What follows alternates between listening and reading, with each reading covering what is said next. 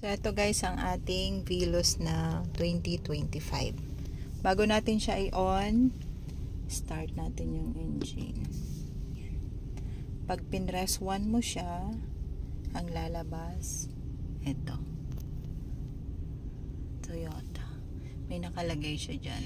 Drive safely and obey traffic rules watching the screen. Yan, continue mo lang to. Then second, 1 click ulit, lalabas naman yun, yung dashboard natin. Yan.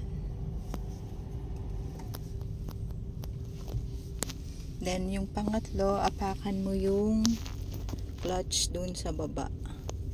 Sabay dito ka. Yan, para mag-on na siya.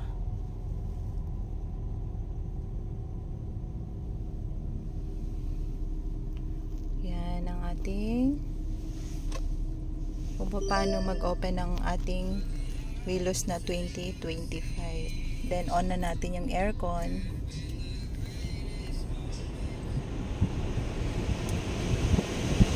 Ayan, maririnig mo napakalakas, diba? Full blown pa siya. Kasi nga nadidetect niya na super mainit yung sasakyan.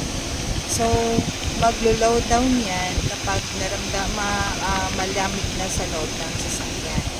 So kung malamig na at di pa rin nag-stop, dito na lang muna natin i-adjust. Yan. Actually 1 lang yung ginagamit ko kasi napakalamig ng aircon natin. Ayan. So ganun lang guys yung ating pag-start ng ating Veloz. Ito, pag paandarin mo na, click mo lang to. Oops, yan. Para drive na. Then, eto naman, pag na-drive na, dalhin mo lang sa down. Yan. Yan ang ating dashboard. So, nakikita niya, hindi pa tayo naka-seatbelt. Yan. Yan lang muna, guys. See you next time.